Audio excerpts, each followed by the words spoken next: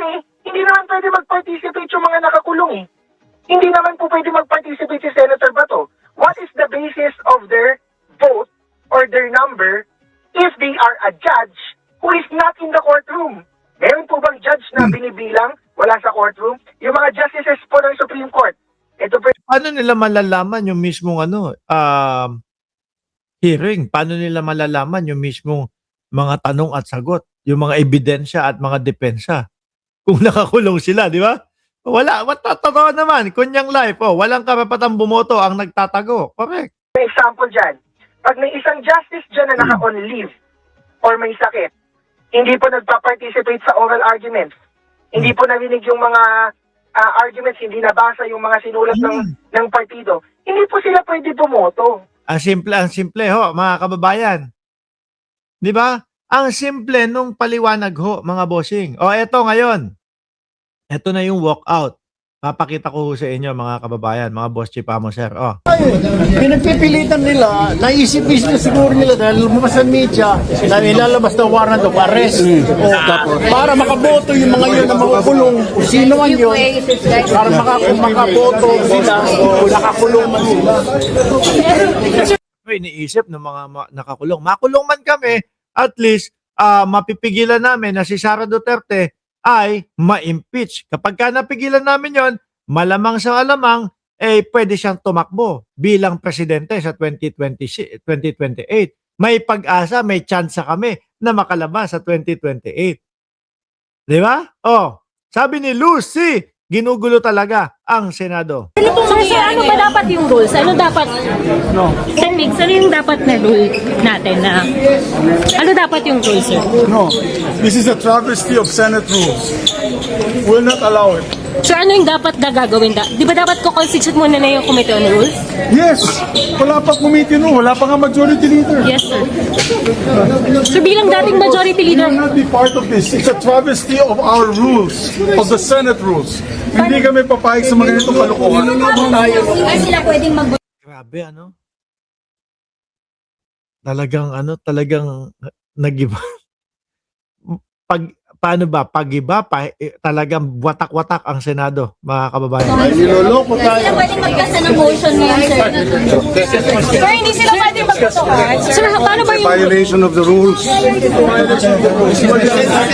Because they are disobeying our rules. Tingnan Tingnan mo, nandiyan si Win Gatchalian. Si Sen JB. Si JB ba? Hinahanap nila. Si JB ba na gano'n din? Nag-walkout din? For sure. Kasama siya sa minority eh. Anyway, mga kababayan, nasan ba yun? Eto si Erwin Tulfo. Si Erwin Tulfo, mainit talaga no? Oo nga, hindi pwede. Kulit ng mga reporter, di ba? Pero ganun talaga, work nila yan. Game. Inserted in Section 41C para makaboto po kung sino man yung makukulong dahil sa announcement ng Si Jinggoy, ngingisi na lang kasi hindi pabor sa kanya. sa the Ombudsman na may lalabas na po ang warrant ng ilan sa mga kasama natin, Madam President. That is my question, Madam Madam President. Chair, the gentleman is out of order because his question sa mamadali, bakit, can be discussed in the actual motion. Can be discussed after the motion whether we should take it out.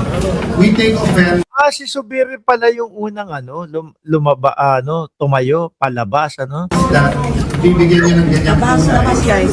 It's just like us saying, are you afraid if we have the hearing on the Blue Ribbon on flood control, mababanggit ka rin?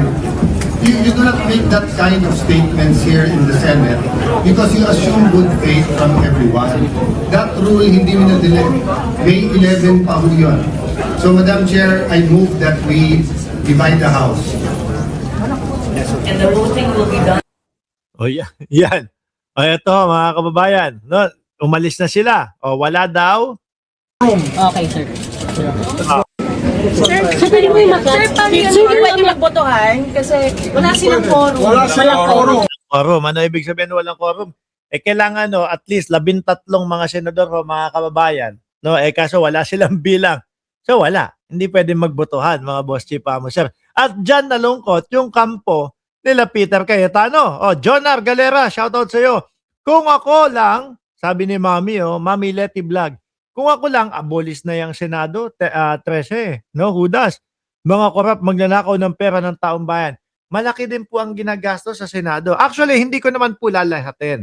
Meron mga senador na talagang nagtatrabaho at ginagawa talaga nila yung trabaho nila. Kaya lang, simula po nung eto na, si Alan Peter Cayetano na, ang naging majority leader, naging Senate President, kung ano-ano na pong kabulastugan yung mga nangyari sa Senado, simula doon sa mga barilan, sa mga artihan, iyakan, hanggang sa eto na ho, mga kababayan. Ano, tingnan mo, pinipilit nila, kailangan, okay na, pwede na, yung mga, diretsuhin nyo na, yung mga makukulong, makaboto. Di ba? Yan lang naman po talaga ang purpose niyan eh. Dahil, ang gusto nila, ay maging intact sila, yung 13, na i-acquit si Sara Duterte at wala na hong iba, mga kababayan. At maririnig nyo naman po, diyan sa 13 na yan, diyan sa mga Duterte na mga senador na yan, ay hindi pa nila nakikita yung ebidensya laban kay Sara Duterte, pero gusto na nilang ibasura yung pong impeachment laban kay Sara Duterte. Di ba? Mark, Boy 2K, Boy 10K is making their own rules to protect their senator allies. Parang nagtong isang session. Ano lang din po yan domino effect din po, mga kababayan. Bakit? Yung mga senador na yun, gusto din talaga makaboto. Para maiboto nila na wag ma-impeach si Sara Duterte. Para kapag hindi na-impeach si Sara Duterte, pwede siyang tumakbo sa 2028 at may pag-asa silang mga makalabas kung sakali man matuluyan silang makulong ho, mga bossing. Ang dami na nila. Grabe. Ano? Legarda is moving to minority soon, sabi ni Summer Gabin. Si Legarda, iniingatan niya yung anak niya eh. Ano? Iniingatan niya yung anak niya. Kaya tingin ko ho mga bossing, hindi bibitaw ito sa majority. Bakit? Kasi sila yung gusto na, alam mo, gusto ni Legarda mapalitan ang presidente din ho, mga kababayan. Ako yun yung pinapaniwalaan ko. Para pag napalitan, agad yung presidente, yung 24 billion na gusto ipabayad sa kanyang anak ng Department of Energy, baka ma-wash out na yun. Baka makalimutan na yun. Kaya nga ho nandiyan din si Legarda, mga kababayan eh. Baka nagbabaka sakali na mapatanggal ang Pangulong Bongbong Marcos.